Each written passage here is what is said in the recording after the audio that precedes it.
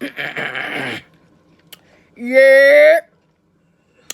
Yeah. What's up? My name is Sherelle. I also call myself Pure Thickness. And I ain't got no edges. Let me use this deceiving. So I always wanted to make a YouTube page. And I'll do this a lot, so I'm drinking, so. I've had so many ideas. But I told my son today, I have a 17-year-old son. I told my son today, he was like, I think, da da da da da da da. I could be Steve Jobs. I said Steve Jobs is a doer, not a thinker. Okay, if you don't put your thoughts to action, then there's a lot of motherfuckers that thought up some shit. Okay, there's a lot of people that think, but don't get the action together. So if you don't put one foot in front of the other, shit, what you telling me about it for, right? So he said, "Ooh, that's a good line. I'm gonna copy that down." He wrote it down in his notes. I said, "Don't be copying me." But anyway, this is off the topic. So what I was just thinking, I said, you know what? I have some words of wisdom, and I always wanted to be a motivational speaker. I have so many things I want to be, and I have some insight and stories that people can learn from. Take it for what it is. Laugh, cry, enjoy it. But there's always something you can learn if you listening well, right? So anywho, and I'm like, how would I start this off? Should I start at the beginning? Should I start at this? It don't matter. And I said this one story because we coming to an end. The year is coming to an end.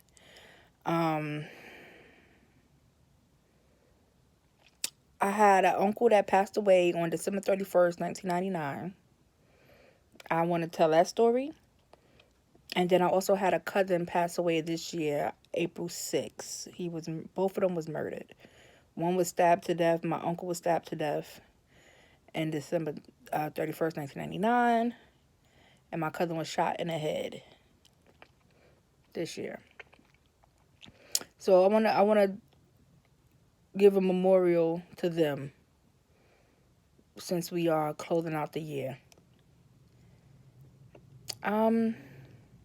So my uncle that was killed, murdered, his name was John. He was a crackhead,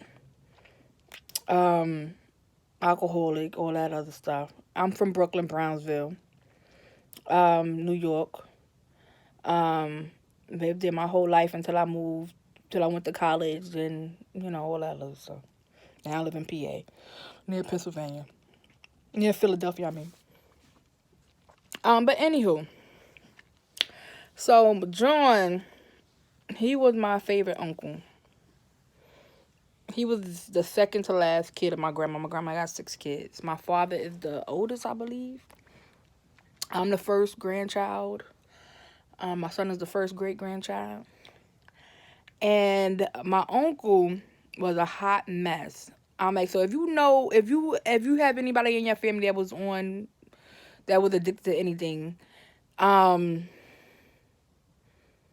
know how they are. You know what I'm saying? Like, but it's like you couldn't do nothing but love him. You know what I'm saying? You couldn't help but forgive him, and love him. I'm in my bedroom. My dog got a cold. I don't know where my cat at. But anyway. So I was in my last year of high school, my senior year of high school when he was killed. And I had my best friend, who's still my best friend, Shelly. I would walk down to her house, and we would catch the bus. So it was like I walked down Rockaway. No, I walked down Livonia Avenue, and it would be mad prostitutes and stuff like that. It would be early in the morning, mad prostitutes, stuff like that. And then my uncle would be in the park, so I would be like, Uncle John, and he'd be like, hey, Sherelle. He had this voice, hey, Sherelle, and I'm like, oh, you better get yourself together. Da, da, da, love you. Boom, boom, boom, boom. So I will see him from time to time in the park or whatever. So this year, my boyfriend at the time, Gal, he had went to Maryland to go see his sister. So it's New Year's Eve. I was 17 years old. This dude that liked me came and was trying to get with me. You know what I'm saying? So I was like, but for whatever. So this is what happened. So I went somewhere that morning, and it was a weekend. I went somewhere that morning, and it didn't matter what it was. I don't think it was a weekend, because I was off from school. So that's what I'm thinking of the week. But I don't think it was a weekend. But I went somewhere that morning. I was getting off the Rockaway train station, 3 train, and this lady that I had that I didn't recognize, was standing in front of the pizza shop in the Chinese restaurant, and she was like, I'm about to walk right past her, and she was like, Sherelle. She didn't say my name, but she said, hey,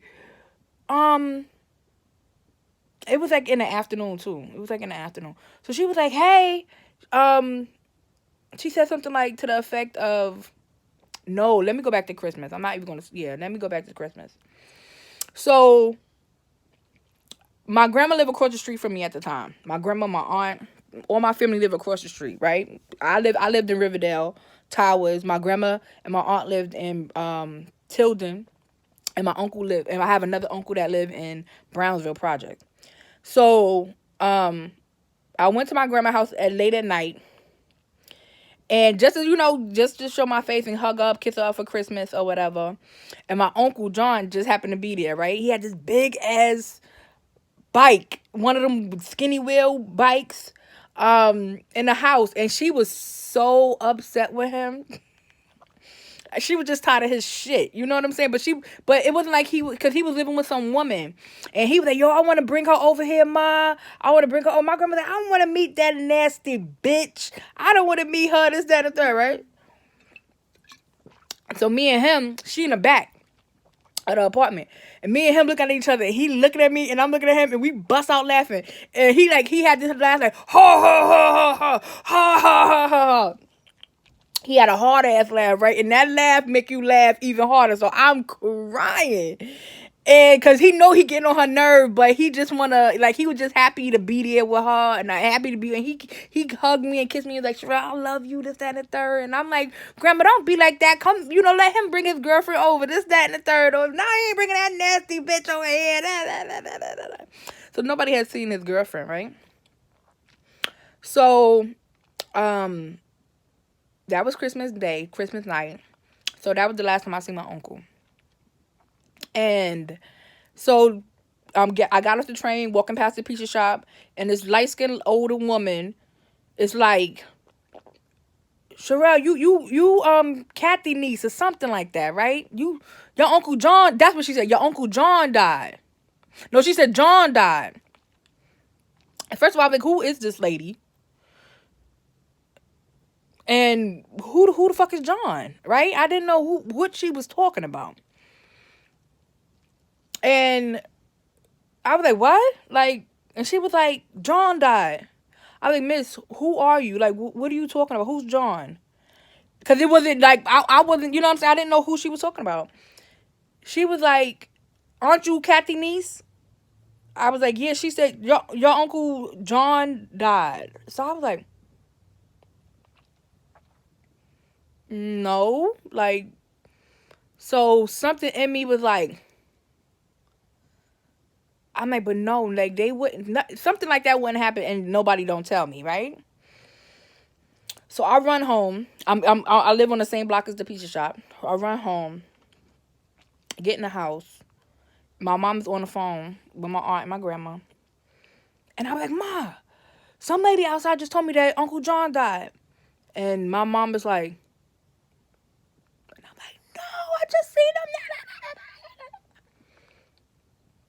So,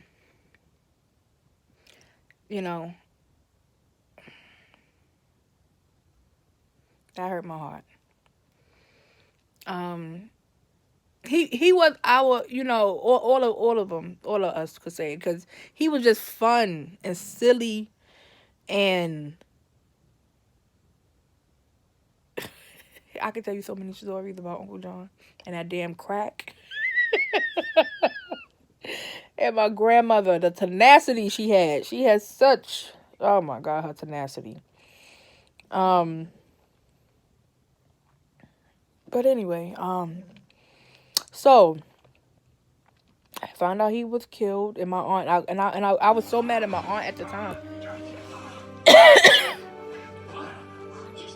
I was so mad at my aunt at the time because I was like, he died early in the morning or whatever like that. And I don't know where I went or whatever like that, but I was like, why wouldn't anyone call me when they was at the hospital? It wasn't like cell phones was popping. This was 1999. Cell phone wasn't popping and stuff like that. Beepers or whatever. But I'm like, nobody called me. Nobody said nothing to me, and for me to find out in the street like I did really hurt my heart. Um, by some unknown lady, right? So that night, like I said, my boyfriend at the time was in Maryland. Um, and this dude was trying to get with me or whatever. So I made him buy me some liquor. This is my first time drinking. Right? And I was like, I didn't know nothing about liquor. I knew what my family, my aunt drank and stuff like that. Like they drink Bacardi and stuff. And so I was like, I don't know if I'm supposed to, I didn't know what the fuck, but I thought, let me get some high class stuff. I don't know. So he bought himself a bottle of Alizé. He bought me a bottle of Absolute, like the pint or the quart. And I was like, you gotta have a chaser. You gotta have something to drink it with. So I was like, buy orange juice. Now, mind you, I don't know nothing about this because my family only drank Pepsi and rum and Coke. Stuff like that. That's what they drink, rum and Coke. So I'm like, but I think it's gin and juice. Like, I didn't know what I was doing. So anyway, he at the front of my door. And my brother and sister is home, so he's like trying to get in. I'm like, nah, my brother here, he's not, he gonna tell my mother, telling him all type of stories. So he drank his whole bottle of Alizé in front of me at the door, and he was like, yo, I had put my bottle of liquor in the house. He was like, yo, go get that. I was like, nah, you drank yours. You think you gonna drink mine? I was like, nah, get out of here. So I shoo him away or whatever. I got pictures from that night and everything. That guy turned out to be crazy. Like he went crazy. So anyway, so I get in the house and I bought a a calling card. Cause we ain't have free long distance back then, right? So I call my boyfriend in Maryland and I tell him what happened. I tell him this guy bought me some liquor and all this other stuff. And this was like probably around 9:30, 10 o'clock, right? So he's like, I said, I'm gonna drink this whole bottle of liquor and I'm doing it for John. He was like, okay, that's not a thing. So me and him laughing, giggling. I didn't even open up the liquor. So New Year's come and gone. And he was like, Sherelle, you drank that liquor? I was like, no. Because I smelled it, and that shit smelled like rubbing alcohol, right? I was like,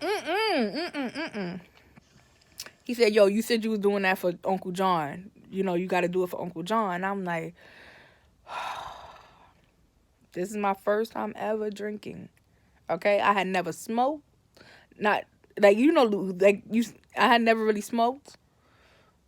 I never inhaled anyway. And I never drank before. Like, for real, right?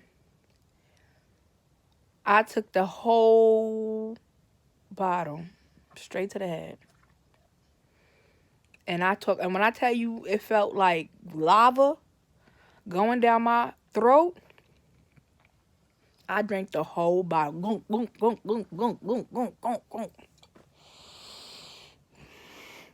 And I opened up that quart of orange juice and drank that whole quart of orange juice. You hear me?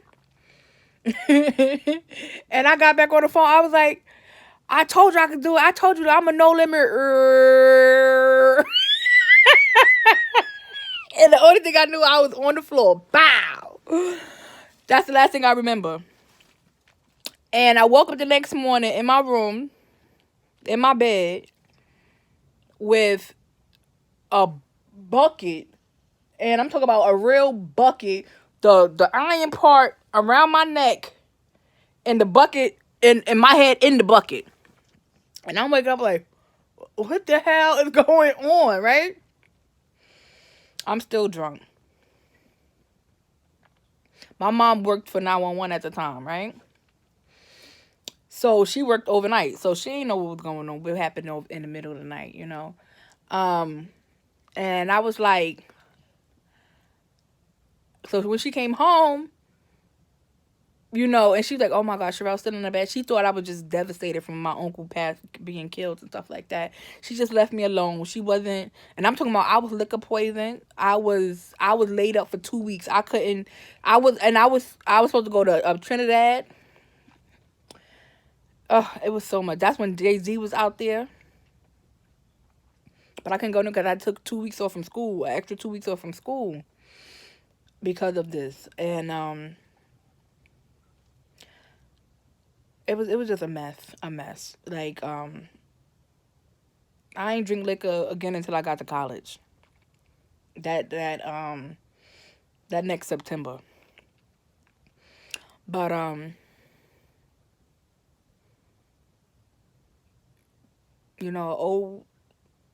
to John Frederick Kellum.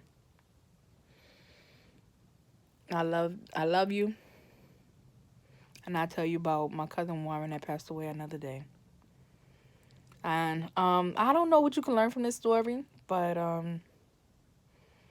you never know when the last time you're gonna see somebody. Hopefully it's a member one like mine's. I'm like that laugh. That